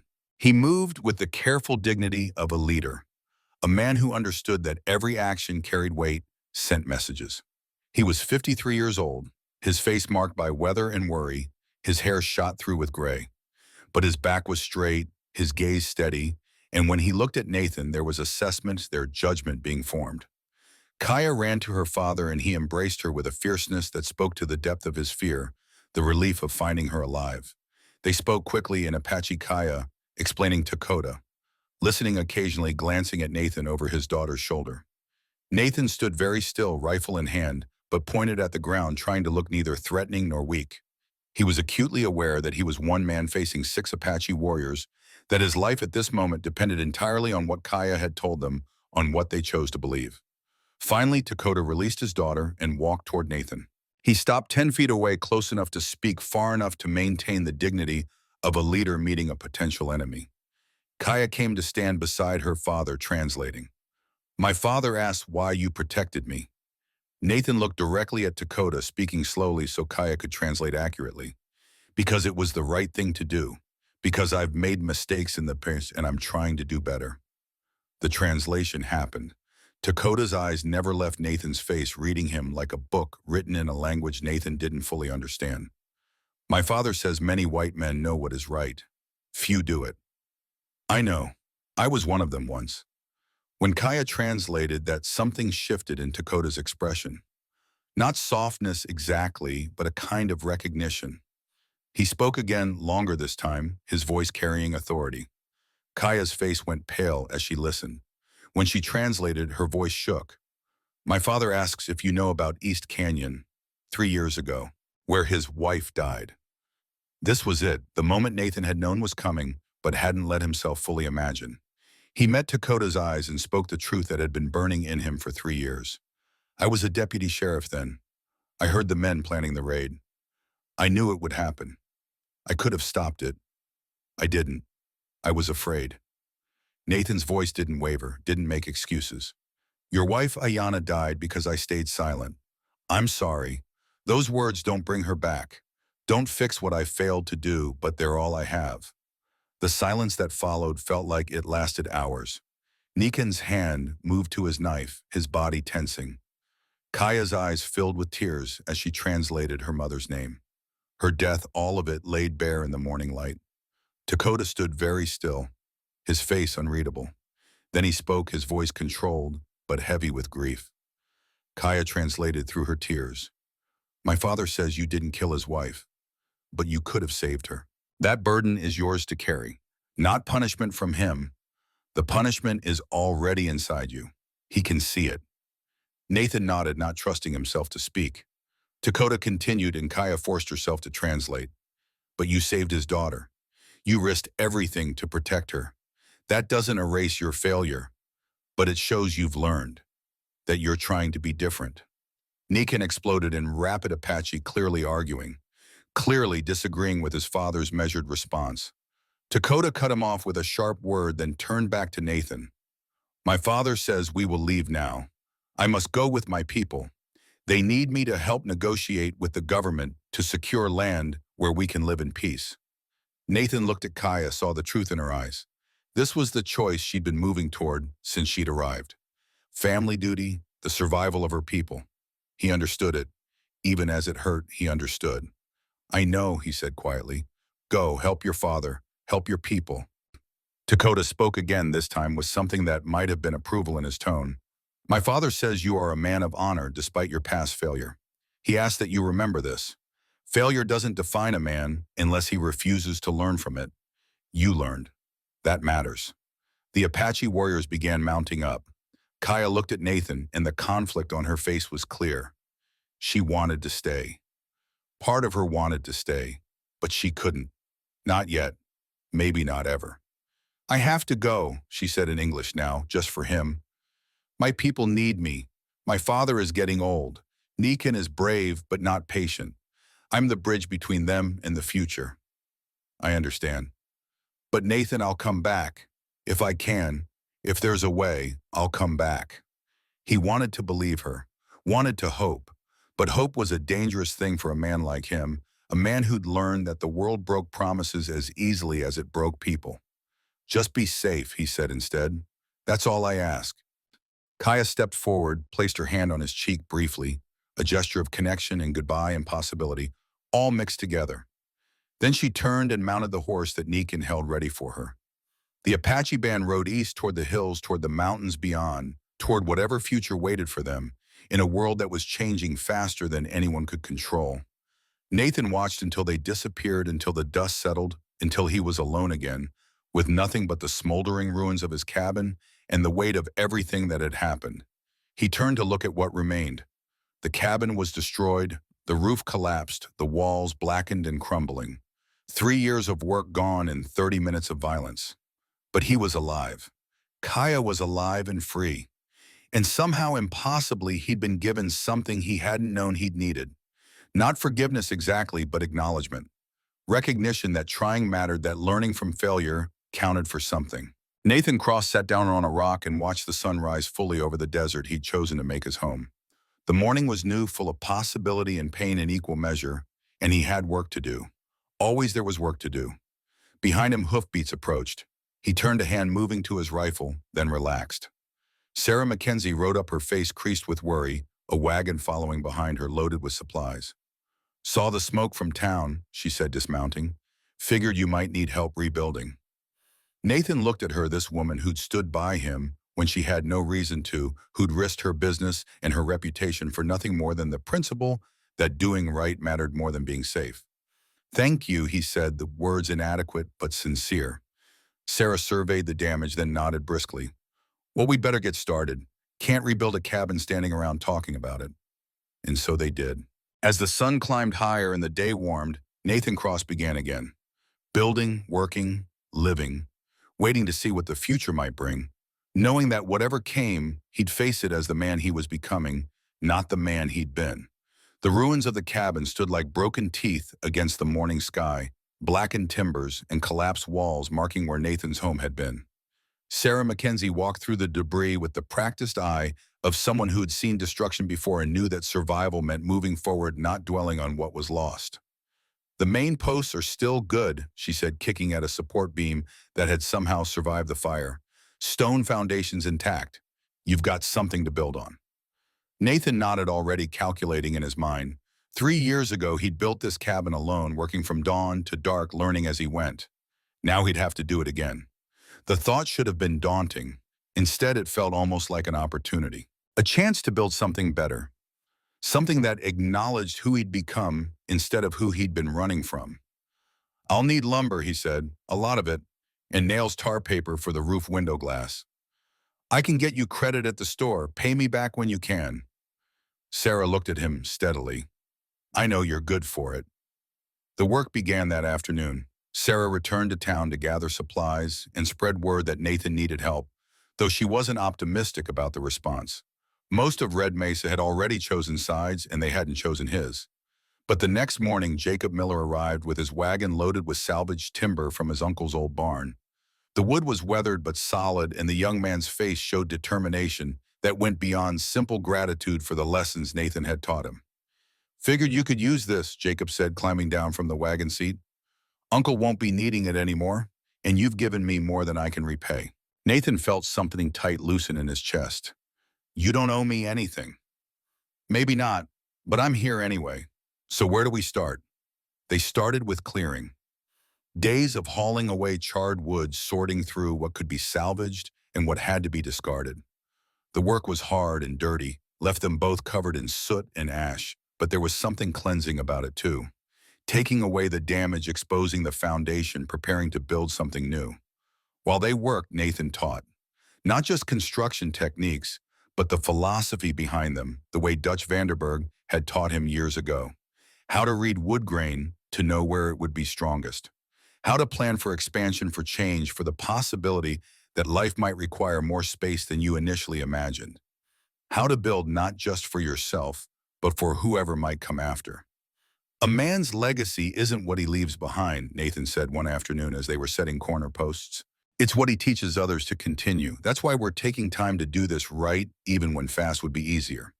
Because you're learning and someday you'll teach someone else. Jacob, holding a post steady while Nathan tamped earth around it, looked thoughtful. Did your teacher Dutch, did he know he was leaving you a legacy? I think so. He never said it directly, but the way he taught, the care he took, it was clear he was passing something on that mattered to him. Not just skills, but values. The idea that work done right has dignity, regardless of what the work is. By the end of the first week, they had the frame up. Rough and skeletal, but standing a promise of what would come. Sarah brought food, sometimes staying to help, sometimes just keeping them company while they ate. Her daughter Emma came once, curious and shy, bringing fresh bread her mother had taught her to bake. "Is it true you protected an Apache lady?"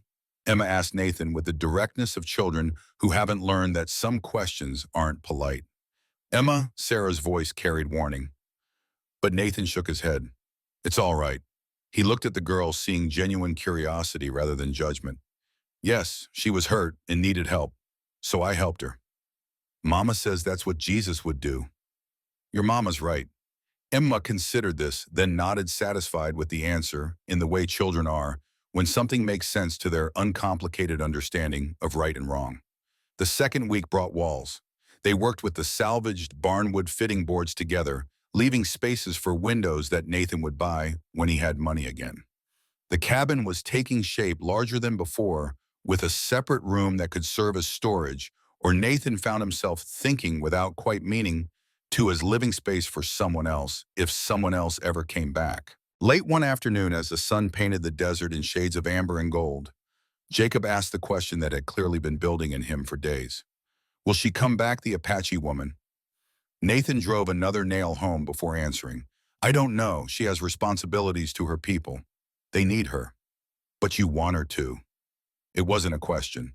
Nathan looked at the young man, saw the understanding there, the recognition of something Nathan had been trying not to acknowledge even to himself. "What I want doesn't matter much. She has to make her own choices. That's what freedom means. Real freedom, not just the word we throw around." Still, Jacob persisted with the optimism of youth. "Seems like if two people care about each other, they ought to be able to find a way. Sometimes caring means letting go, means wanting what's best for them, even when what's best doesn't include you." Jacob was quiet for a while, hammering nails with more force than necessary. Then he said, "That's a hard way to love someone." Nathan stopped working and looked at him.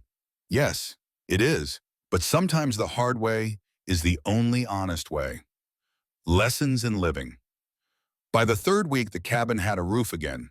Not fancy, just tar paper and shingles, but it would keep out rain and hold in heat when winter came. They'd put in 2 windows, real glass that Sarah had ordered special from Tucson, and a door that hung straight and closed tight. The interior was still rough floorboards, unfinished, the walls bare, but it was shelter. It was home. And that night, for the first time since the attack, Nathan slept under his own roof again. The next morning, he and Jacob sat on the porch steps that Nathan had built higher and wider than before, wide enough for 2 people to sit comfortably. They drank coffee as the sun rose, and Nathan found himself talking about Dutch Vanderberg, about the old rancher who'd taken in a confused young man and taught him what it meant to build a life. Dutch used to say that legacy isn't about being remembered. It's about making sure that good things don't die with you. Nathan cradled his coffee cup in both hands, feeling the warmth seep into his palms. "He taught me ranching, sure, but more than that, he taught me that how you do things matters as much as what you do. That dignity comes from work done right, from promises kept, from standing by your word, even when it costs you." Jacob listened with the intensity of someone who understood he was receiving more than just stories, that he was being given something valuable and irreplaceable. "He died 6 years ago," Nathan continued. "Worked right up until the end, wouldn't slow down even when his body was failing. The day before he died, he was teaching me how to graft fruit trees, talking about harvests he'd never see. And you know what he said?" Jacob shook his head. "He said, These trees will feed people long after I'm gone. That's what work is for Nathan. Not just to feed yourself today, but to feed people you'll never meet tomorrow. That's when I understood what he'd been trying to teach me all along, that we're not here just for ourselves. We're here to make the world a little better, a little easier for whoever comes after. The young man was quiet, absorbing this. Then he said, "You're doing that, teaching me. Someday I'll teach someone else and Dutch's wisdom will keep going." That's the idea. Knowledge that dies with one person is wasted. But knowledge that gets passed on, that grows, that helps more people as it spreads, that's the kind of immortality that matters. Not monuments or fame, but useful things living on in useful hands. They finished their coffee in comfortable silence, watching the desert come alive with morning light. A hawk circled overhead hunting. Cattle lowed in the distance. The world turned on, indifferent to human philosophy, but shaped by it nonetheless, one small action at a time. News from the world. A month after Kaya had ridden away with her father and brother, Sarah arrived at the ranch with more than just supplies. She carried a newspaper 3 weeks old that had come up from Tucson with the mail coach. "You need to see this," she said, unfolding the paper and pointing to an article on the second page. Nathan read slowly, his lips moving slightly with the words the way they did when he was concentrating. The headline read, "Apache Band Secures Limited Territory in Negotiation." The article described how a leader named Dakota had successfully argued for a small parcel of land in the mountains protected territory where his people could live without threat of forced relocation. The negotiation had been contentious. The article noted with many government officials opposed to any concessions, but Dakota's patience in the advocacy of his daughter, described as a skilled translator and negotiator, had won the day. Nathan's hands trembled slightly as he held the paper. "She did it. They did it." "Sounds like she was instrumental," Sarah said. "The article mentions her several times. Says she was able to bridge an understanding between the two sides, explained Apache concerns in terms the government men could understand." Pride swelled in Nathan's chest, mixed with something else. Longing, maybe. Or just the ache of missing someone whose absence had become a constant weight he'd learned to carry, but never quite gotten used to. "That's good," he said, his voice rough. "That's real good." But Sarah heard what he hadn't said. "But the article also mentions resistance. Says not all Apache are happy with the agreement, think it gives up too much. And not all whites are happy either, think it gives the Apache anything at all." Nathan folded the paper carefully. She's caught in the middle trying to make peace while both sides are pulling at her. She knew that when she left. She chose it anyway. "I know. Doesn't make it easier." Sarah put her hand on his shoulder, the gesture maternal and comforting. "You love her." It wasn't a question, so Nathan didn't bother denying it. "I do, which is why I have to let her do what she needs to do, even if what she needs doesn't include me."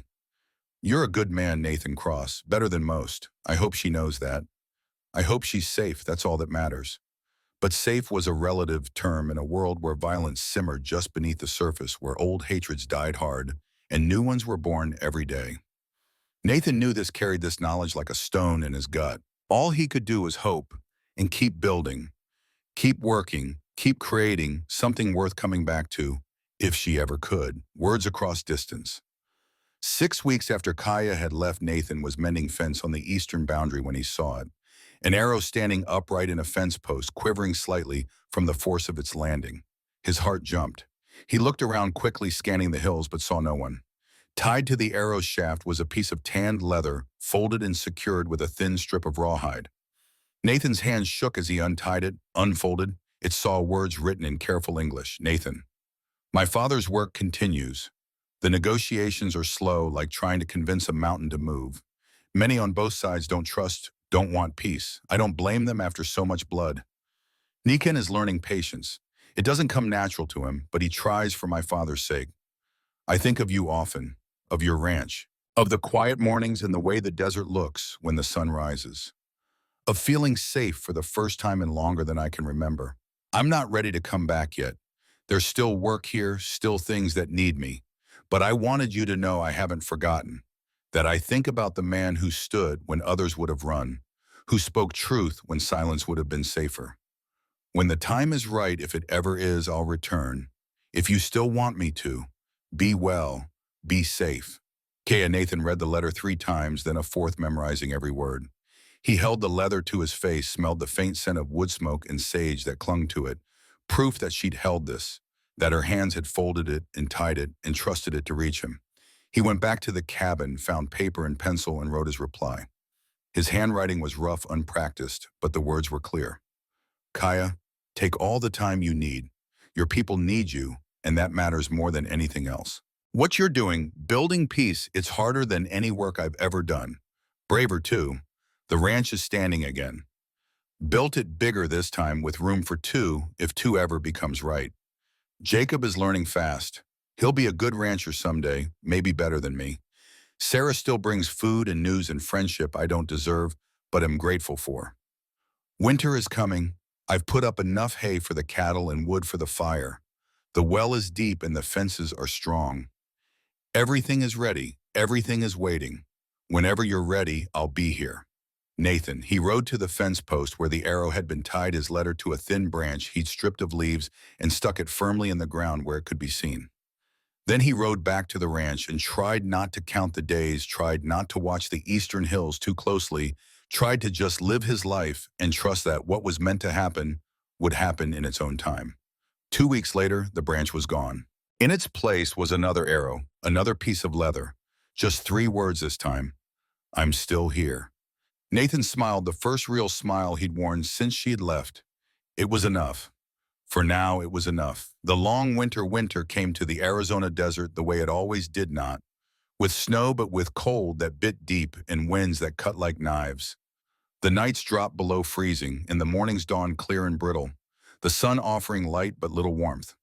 Nathan worked through it, keeping the cattle fed, keeping himself fed, keeping the ranch functioning the way it had to if it was going to survive. Jacob came less often now, his own place demanding attention as he applied the lessons Nathan had taught him. But he came when he could, and the friendship between them had deepened into something solid and lasting. One afternoon in late December, Sarah arrived with mail, a letter she said that had come from back east. Nathan didn't recognize the handwriting on the envelope, opened it with curiosity that turned to surprise as he read. The letter was from Cole Brennan. I'm in Pennsylvania now, working at a livery stable in a town called Lancaster. It's quiet here. Cold as hell in winter, but honest work, and I sleep better than I have in years. I think about that day at your ranch sometimes, about the choice I made to walk away from the money from the hunting. It was the right choice. Took me a while to understand that, but I do now. You did a good thing standing up for that woman. Doing what was right when it would have been easier not to. I wanted you to know that. Wanted you to know that it mattered at least to one person who was watching. Margaret would have liked you. She always said there were good people in the world, if you looked hard enough, if you gave them a chance to show who they really were. I spent 5 years proving her wrong. You reminded me she was right. Take care of yourself. Take care of that ranch. And if the Apache woman comes back, you hold on to her. Love's too rare a thing to let slip away. Cole Brennan. Nathan folded the letter carefully, added it to the small collection of important papers he kept in a wooden box. Cole's words mattered, validation from a man who'd walked a hard road and chosen finally to walk a different way. The winter deepened. Nathan sat by his fire at night, read books he'd read, before thought about the year that had passed and the changes it had brought. A year ago, he'd been alone, convinced that solitude was what he deserved, that isolation was the price of his failure. Now he had friends. He had a student who was becoming a rancher, becoming a man. He had Sarah's steady friendship and Emma's uncomplicated acceptance. He had letters from a woman who thought of him, who remembered him, who might someday come back. He had Nathan realize with something like wonder a life again. Not the life he'd had before, not the life he'd thought he was building when he'd first claimed this land.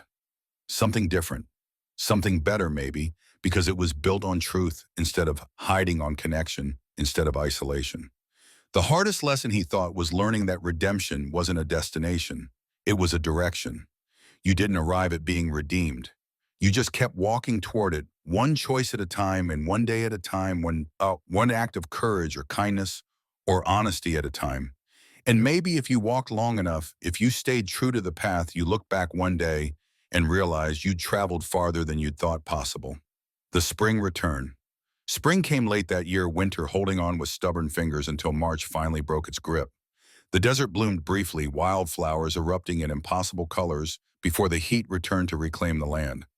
Nathan was working the south fence line when he saw the rider.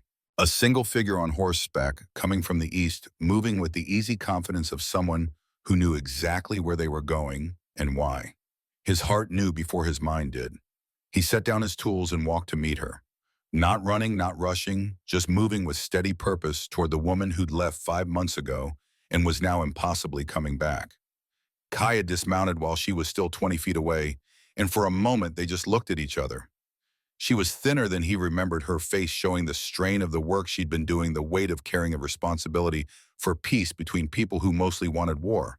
But her eyes were clear and steady, and when she walked toward him, her steps were sure. "You came back," Nathan said, the words inadequate, but all he had.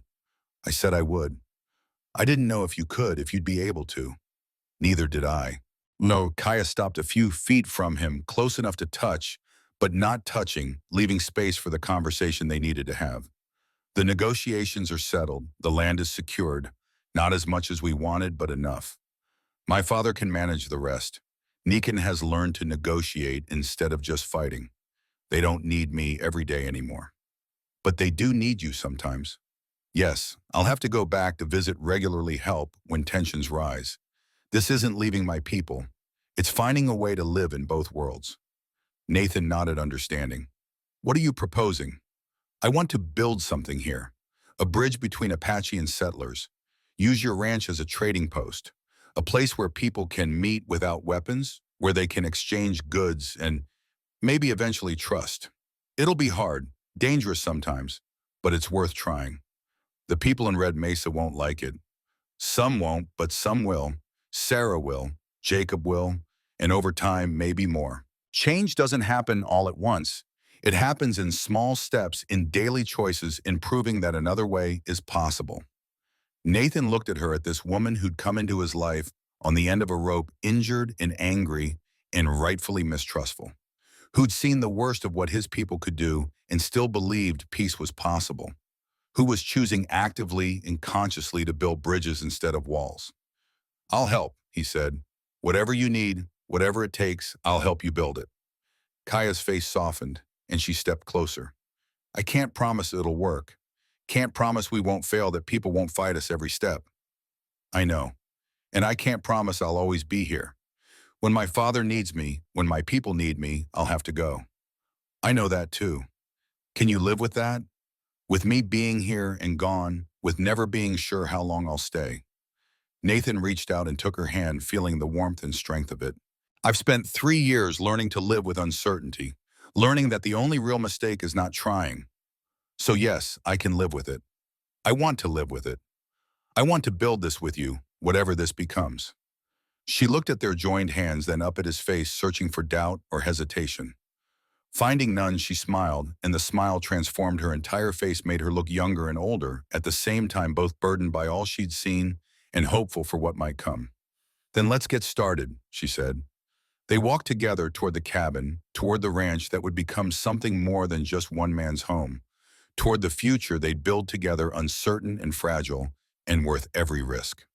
1 year forward, the trading post officially opened on a bright morning in April of 1879, exactly 1 year after Kaya had first been brought to Nathan's ranch. The cabin had been expanded again, a separate structure built 30 feet from the main house, designed for commerce rather than living. Inside were tables displaying goods from both Apache and settler communities.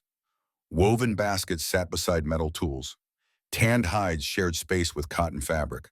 Dried herbs that Apache women gathered were arranged next to flour and sugar from Sarah's store. It was a small collection, modest, but it represented something larger than the sum of its parts. The first customers came tentatively, suspicious but curious. An Apache woman arrived with her daughter, trading intricate beadwork for needles and threads she couldn't make herself. A settler rancher, not from Red Mesa, but from a spread 15 miles south, brought wool to exchange for moccasins that would last longer than any boots he could buy. Not everyone approved. John Hollis had made his opposition clear, spreading word through Red Mesa that anyone who traded with the Apache or with Nathan Cross was betraying their own kind. Some listened to him, others didn't. Slowly, cautiously, a new pattern began to establish itself. Jacob Miller had become more than a student. He was Nathan's partner, now managing the ranch work while Nathan and Kaya ran the trading post. The young man had filled out, gained confidence, transformed from the uncertain boy who'd arrived asking for help into someone who gave it as often as he received it. Sarah brought Emma regularly, and the girl had taken to helping Kaya with the trading, learning Apache words, and settler customs with the easy adaptability of children. She translated sometimes when words failed, bridged gaps with her innocent insistence that people were just people regardless of which side of an imaginary line they'd been born on. On the one-year anniversary of the trading post's opening, Dakota arrived with Nikan and a small group from the Apache settlement. It was an official visit, a gesture of support, and also a test. How would the settlers react to Apache coming openly in daylight for purposes of peace rather than conflict? Nathan and Kaya stood together on the porch as Dakota dismounted. The old leader moved more slowly now, age settling into his bones, but his dignity was undiminished. Nikan stayed on his horse, watchful, protective, his hand never far from his weapon, even here, even now. Dakota spoke in Apache, and Kaya translated. My father says this place is good. It gives him hope that his wife's dream of peace was not foolish, that maybe someday her death will mean something more than just more hatred. Nathan bowed his head slightly, acknowledging both the words and the weight behind them. Tell him he honors me by coming here. That I'll do everything I can to make sure this place stands, that it grows, that it proves peace is possible. The translation happened. Dakota nodded, then surprised everyone by speaking in English words he'd been learning from his daughter. You keep promise. That is good. My daughter chose well. Nikan's eyes narrowed at that. Something there he hadn't noticed or hadn't let himself acknowledge before. You're staying with him. Truly staying. Kaya met her brother's eyes steadily. I'm building something with him. I'm here and with our people, both places, both worlds. It's where I need to be. And if you have to choose, if the whites attack again, if there's war, then I'll fight beside my people. Nathan knows this. He accepts it. Nathan nodded confirmation. I love your sister enough to let her make her own choices, even when those choices might take her away from me. Something shifted in Nikan's expression. Not acceptance exactly, but maybe the beginning of understanding. He dismounted, walked over to Nathan, and extended his hand. The gesture was stiff, formal, but genuine. You protected her when you didn't have to, Nikan said, in careful English. You stood against your own people for her. That means something. Not everything, but something. Nathan clasped the offered hand, felt the strength in it, the warrior's grip. It means I try to do better than I did before. That's all any man can do. They held the handshake for a long moment, two men from different worlds acknowledging a fragile truce built on one woman's courage and the slim hope that violence didn't have to be the only answer. The visit passed peacefully.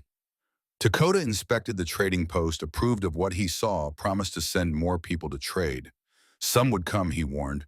Others wouldn't, too scarred by the past to believe in the future. But enough would come. Enough to keep the bridge standing. That evening, after the Apache had left, after the last of the day's trading had concluded, Nathan and Kaya sat on the porch watching the sun set. The sky was painted in impossible colors, gold and red and purple, bleeding together in ways that seemed too beautiful to be real. We should make this official, Kaya said quietly. Nathan looked at her. Official how? I don't know, not marriage, not in the way your people do it or mine, but something, a recognition that we're building this together, that we're partners in more than just the trading post. Nathan considered this. Traditional marriage would never work, would satisfy neither Apache custom nor settler law, would please nobody and solve nothing. But a commitment, a public acknowledgement of their partnership, that could work. That could mean something. A ceremony, he said slowly, both peoples present. Your father, Sarah Jacob. We stand together and say to everyone that we're building this bridge, this crossing between worlds, and that we're doing it together, equal partners. Neither one owes the other, neither one owns the other. Just two people choosing to walk the same path. Kaya smiled, and it was the smile he'd learned to treasure, the one that showed up rarely, but meant everything when it did. Yes, that's exactly right, the crossing. Not his place or my place. Our place. Well, 2 months later, on a warm June evening, they held the ceremony. It wasn't elaborate, no preacher, no legal documents, just two communities gathered to witness a commitment. Dakota stood on one side with Nikon and a dozen Apache. Sarah stood on the other with Jacob Emma and a handful of settlers brave enough to cross the invisible line. In the middle, Nathan and Kaya faced each other. Sarah had sewn Kaya a dress that blended both worlds' cotton fabric with Apache beadwork. Nathan wore his best shirt clean and pressed. They spoke no vows in the traditional sense. Instead, they made promises to the people gathered, to keep building the bridge, to honor both heritages, to stand together in the space between worlds. Dakota blessed them in Apache. Sarah said a prayer in English. And when it was done, both sides shared a meal, the first time many of them had broken bread together. It wasn't perfect. Some people left early, others stayed but kept to their own kind. But it was a beginning. The crossing wasn't just a place anymore. It was a commitment witnessed and acknowledged. The night deepened, the stars wheeled overhead, and two people from different worlds sat together in the place they'd built between them, the place called the crossing, and knew that while the future was uncertain, while violence and hatred still existed, while peace was never guaranteed, they'd done something that mattered. They'd chosen a different way. And that choice, repeated daily, reinforced by action, proved by commitment, was its own kind of revolution. Small and quiet and easily overlooked, but real nonetheless. Epilogue: Lessons for the Living. The fire had burned down to embers by the time Nathan Cross finished his story. He was 66 years old, his hair white, his hands gnarled with age and work. But his eyes were clear as he looked at his grandson Samuel across the dying flames. The boy had listened for hours, not interrupting, not questioning, just absorbing the story of how his grandfather had learned about honor and redemption and the price of both. Now he sat in silence, processing everything he'd heard. "So, Grandmother Kaya," Samuel said finally, "she's inside right now. Sleeping. She's 55 now, gets tired easier than she used to. She catches all of us eventually. And the crossing, it still operates." Nathan nodded. 29 years now, nearly 30. Not always easy. Had some hard times, times when people tried to shut us down, times when violence flared up. But we kept at it. Kaya and me, then Jacob and his family, then others who believed what we were doing mattered. It's bigger now, handles more trade. Some folks from both sides have even built houses nearby, created a community that doesn't quite fit into either world, but belongs to both. Samuel looked at the photograph. He still held the image of a young woman with fierce eyes and unbending spine. She must be strong. Strongest person I've ever known, and the kindest, though she hides it well. She taught me that strength and kindness aren't opposites, that you can stand firm and still be gentle, that you can fight for what matters without becoming hateful. The old man poked at the fire, sending up a small shower of sparks. "That's what I need you to understand, Samuel. This ranch, this trading post, this bridge between peoples, it'll be yours someday. Not just the land and buildings, but the responsibility. The commitment to keeping that bridge standing, even when it's hard, even when people tell you it's not worth the effort." "I understand. Do you—" Nathan's voice was sharp suddenly, the tone of a man who'd learned that understanding words and understanding truth were very different things. "This isn't romantic. It's not an adventure story. It's hard work every single day.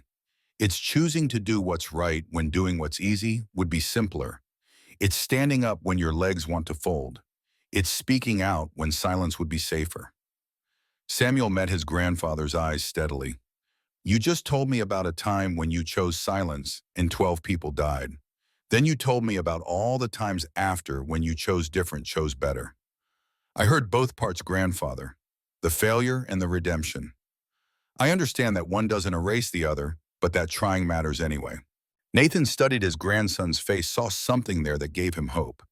Not naivete, not simple optimism, but a kind of clear-eyed determination that suggested the boy, nearly a man, now might actually have what it took to carry on what Nathan and Kaya had started. "Your father," Nathan said quietly, "my son, he never really understood what we were trying to do here. He left, moved to California, wanted nothing to do with the trading post or the Apache or any of it. I don't blame him. He grew up surrounded by tension, by the constant threat of violence. He wanted something easier." But he sent me here because he knew you needed to learn this, needed to understand your heritage, both sides of it. Your grandmother is half Apache, which makes you part of that world too, whether you claim it or not. Samuel nodded slowly. I want to claim it.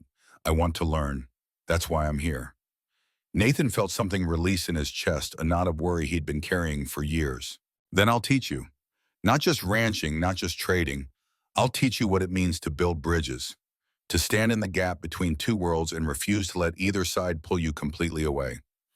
It's lonely sometimes, that middle ground, but it's necessary, and it's honorable. He leaned forward, his voice dropping to something almost fierce. Honor isn't about never falling, Samuel. It's about getting back up after you fall. It's about standing for what's right even when you're late, even when you have already failed once. A man who never makes mistakes is either a liar or hasn't lived. But a man who makes mistakes and doesn't learn from them, doesn't change, doesn't try to do better. That's not a man. That's just a breathing corpse waiting to be buried. Samuel absorbed this, then asked, do you think you've made up for what you didn't do for East Canyon? Nathan was quiet for a long time. The fire crackled. An owl called somewhere in the darkness. Finally he spoke. No, I don't think you ever fully make up for that kind of failure. Those people are still dead. Kaya's mother is still gone. Nothing I do brings them back. But I've tried to honor their memory by being different, by creating something that might prevent more deaths, more hatred. That's not redemption. It's just effort. Sometimes effort is all you have. He stood slowly, joints protesting, and looked toward the cabin where Kaya slept. But I'll tell you this, I sleep better than I did 30 years ago. I look at myself in the mirror and don't hate what I see. I've built something good with a woman I love, created a place where people can meet without fear. And I've taught a few young people, you included now, how to keep building after I'm gone. Nathan turned back to his grandson. That's what legacy really means. Not monuments or fame or people remembering your name. It's about making sure that good things don't die with you. That the knowledge you gained, the lessons you learned, the values you held, they keep going. Through your students, through your children, through everyone you touched by trying to live right. Samuel stood too moved to stand beside his grandfather. Together they looked out at the dark land, at the crossing barely visible in the distance, at the life Nathan had built from ash and failure and stubborn determination. I'm ready, the boy said, to learn, to carry this forward, to become the kind of man who stands up. Nathan put his hand on Samuel's shoulder, felt the strength there, the potential. Then we'll start tomorrow, at dawn, because ranching and bridge building both start early and end late. But they're worth it. God, they're worth it. They stood together in the cold darkness, two generations bound by blood and story, and the weight of responsibility passed from one to the next. Inside the cabin, Kaya slept dreaming perhaps of her mother, of the peace Ayana had believed in, of the trading post that proved that belief hadn't been foolish after all. The stars wheeled overhead, indifferent and eternal. The desert breathed around them, ancient and patient. And in the small circle of firelight, the future took shape in the form of a young man learning what his grandfather had learned too late and too painfully. That silence in the face of wrong is wrong itself. That courage is choosing right even when you're afraid. That redemption isn't a place you arrive at, but a direction you walk one step at a time for as long as you live. Nathan Cross was 66 years old, his body worn, and his time running short, but his work wasn't finished. Not while there was still someone to teach, still wisdom to pass on, still bridges to build and maintain and defend against those who would rather see them burn. Tomorrow he would wake at dawn. He would teach his grandson how to read fence wire and track cattle and negotiate with people who didn't speak your language. He would pass on everything Dutch had taught him, everything Kaya had taught him, everything 30 years of trying to do better had taught him. And maybe if he taught well enough, if Samuel learned truly, the bridge would stand. The crossing would continue, and the peace that had cost so much would endure, fragile and precious and worth every sacrifice. The fire died completely. Nathan banked the embers for morning, and grandfather and grandson walked together into the cabin, into warmth and rest, into the tomorrow that waited for them both. The story was told. The lesson was given. What came next would be written by other hands, lived by other hearts, but built on the foundation of truth and courage, and the simple, stubborn insistence that a better way was possible. if you were brave enough to stand for it, if you were strong enough to build it, if you loved enough to fight for it day after day, choice after choice, until the fighting became living and the living became legacy. That was Nathan Cross's gift to his grandson. Not land or money or comfort, but something infinitely more valuable. The knowledge of how to be a man, the hard way, the honest way, the only way that mattered.